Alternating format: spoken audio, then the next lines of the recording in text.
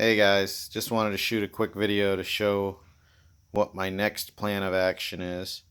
So I am deleting the hard lines that cross over on the block. I was going to do braided lines from the uh, thermostat housing over to the water neck for a bypass, but I came up with a much simpler way to do that, and I'll go into that in a second. So with doing this, I'm deleting the factory oil cooler. This is on a Gen 3 block, so I'm actually going to unbolt this plate and just make a cap that goes over that. And before anybody throws a gasket and says, oh, you can't do that, blah, blah, blah, Gen 5s are just capped off, so I don't want to hear that. You can do it. You just have to relocate an oil cooler somewhere else. So, and then I have to plug this. That I'm going to do a little bit of research to see what the best way to plug it is. I really don't want to just stick a cap on there because I don't want to risk it blowing off.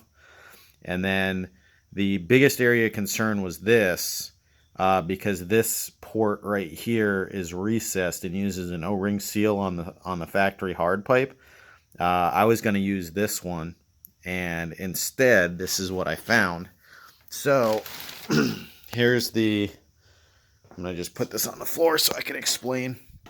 So here's the factory pipe, and this pipe is the one that has this whole loop and all the throttle body coolant lines and the heater core stuff and everything with that, which is what I'm looking to get rid of. So I'm actually just going to cut this pipe off, which will also eliminate the hose from hell and the hose from hell on earth. And then I'm just going to use this factory hard pipe, which comes over to the coolant tree, and that's going to be my thermostat bypass so that the block can circulate coolant until the thermostat opens. This way it'll still warm up like normal, it'll still drive like normal. And then with the heater core hoses eliminated in the rear, I just have to do the Wilhelm mod up front to replumb the heater core so it uses the lines that are up front versus in the back.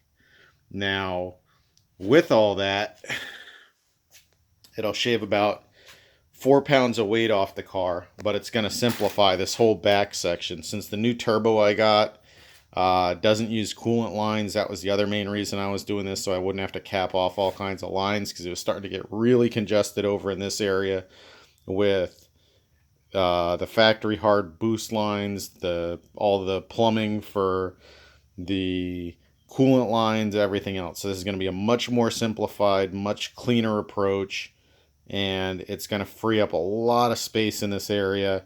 It's going to make working on the engine a lot easier, because now if you have to do anything in this area with the tranny or anything like that, you don't have 1,000 hard lines going over the top of it.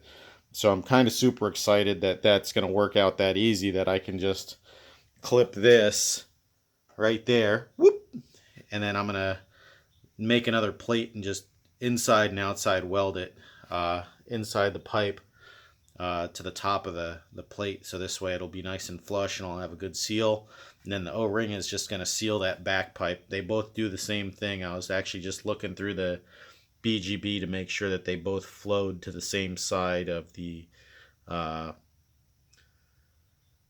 water pump, to make sure they both went as return lines, and one wasn't a directional line to bring coolant out, which I'll show you what I'm talking about. So right here, I'm eliminating this front line, and that's the one that goes all the way back. I have an RMR throttle body, so I don't have coolant to the throttle body. And then that's also what gives coolant to the heater core hose. So with that all eliminated, it'll just be this one pipe right to the coolant tree. It'll eliminate all the rest of that. Awesome. I'm glad that's going to work out way easier than I thought it was going to be. Thanks for watching.